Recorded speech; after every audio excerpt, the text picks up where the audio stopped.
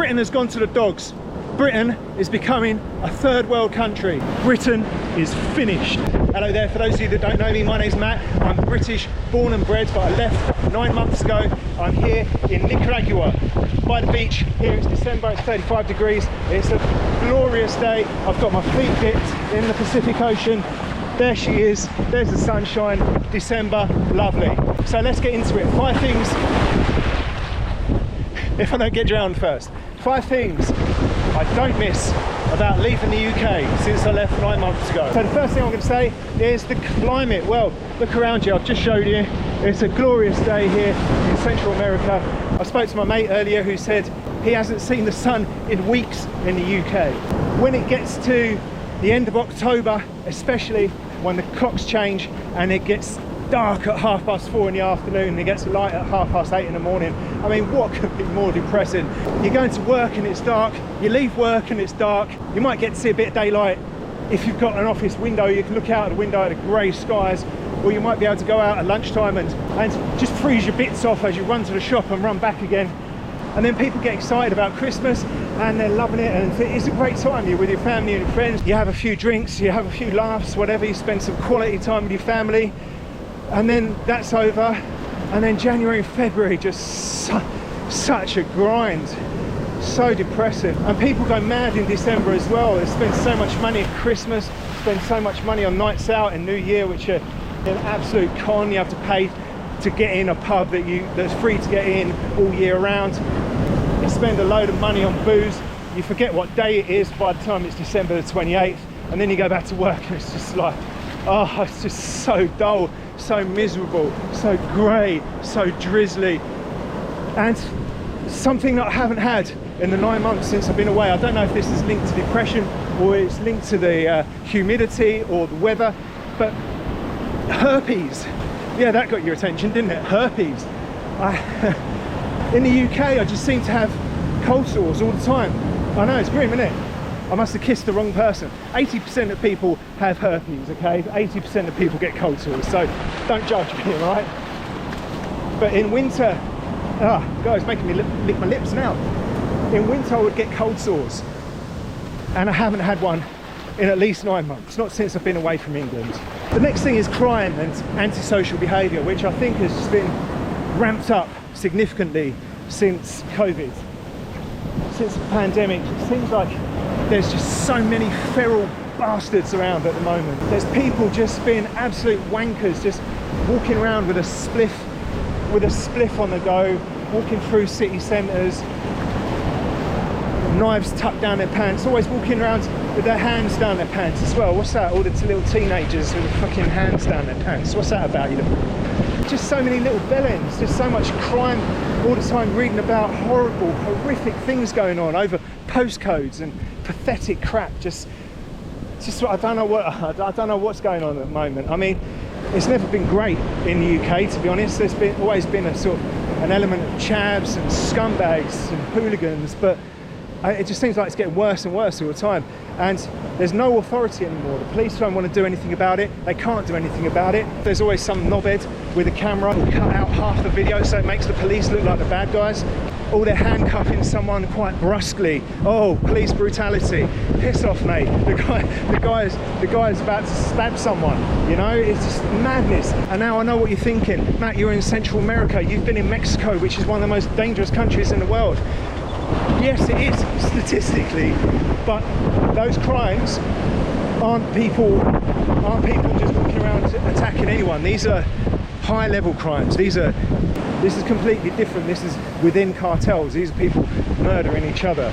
This isn't just walking into city centre and seeing a bunch of yobs just indiscriminately attacking people.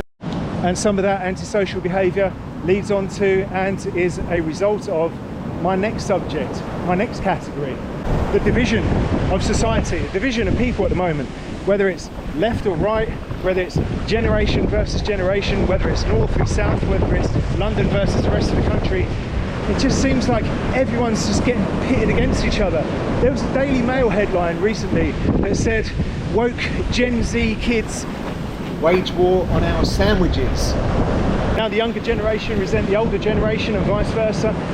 left v right, they've never been more polarised, and it seems that once someone's chose a side, whether it's left or right, they won't change. For me, I like to think of myself as a centrist, and someone who would be happy to take elements from one side and elements from the other based on my perception of them.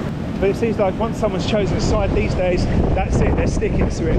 It's almost the same as like football fans. They pick a side and they have to stick with them through thick and thin, no matter what, whether they get relegated, whether they're doing poorly, whether they've got a terrible manager in charge, it doesn't matter. We're sticking with this team.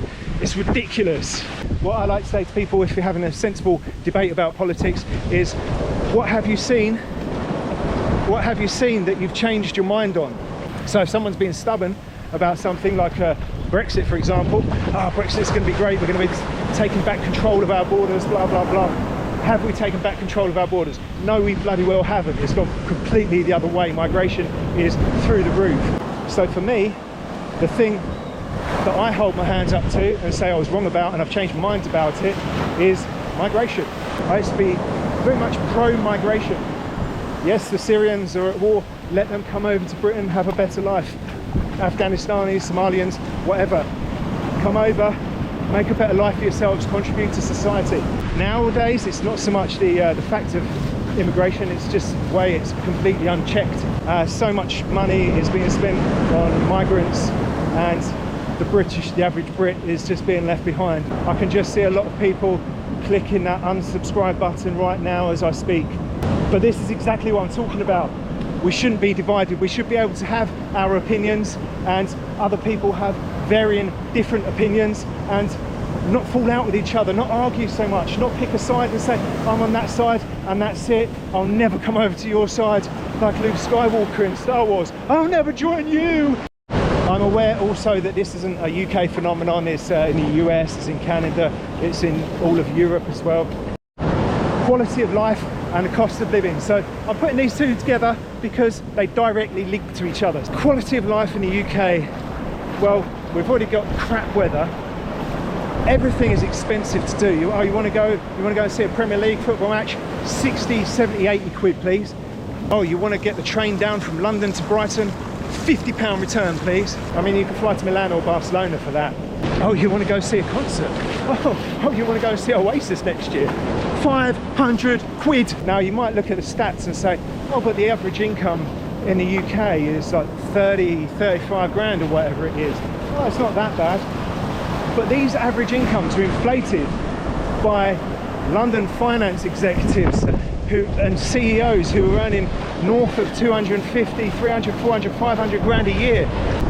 If you're living in London and you're earning 150 grand, or anywhere else and you're earning 80 grand, fair enough, you might be able to have a reasonably decent life, albeit in crap weather. Britain has gone to the dogs. Britain is becoming a third world country. Britain is finished. Sound familiar? It should. I've heard these phrases trotted out so many times. Now, Britain is a third world country, or becoming a third world country, that's a bit hyperbolic. The UK is finished, also hyperbolic. Yes, it is getting worse. It's been getting worse and worse for the last 15 or so years, since 2008, since the global financial crisis. The problem with Britain is it's backwards looking. Nobody's looking forwards, nobody's talking about the future. Everybody is happy to tell you how great the British Empire was, how great we were in World War I and II, an amazing legacy across the world. Ask someone about the future, it's always pessimism, criticism. There's an overwhelming feeling across Britain that our best days are behind us, which is why people like me are leaving. We've had decades of the politicians screwing us over. Lies and greed. Nobody seems to want anybody else to do well. In Britain, we have that thing where we like to kick people when they're down, and if they're up, we want them to come down. We're not happy with other people's success. We're paying stupid amounts of tax for the government to spunk up the wall. I could go on all day, guys, I really could, but no, I'm just going to enjoy my day in the sun, to be honest with you. I'm just going to enjoy it here. So thanks for watching, guys. Those are 5 things I don't miss about the UK. Oh, I feel a lot better now having got that off my chest. See you later, guys.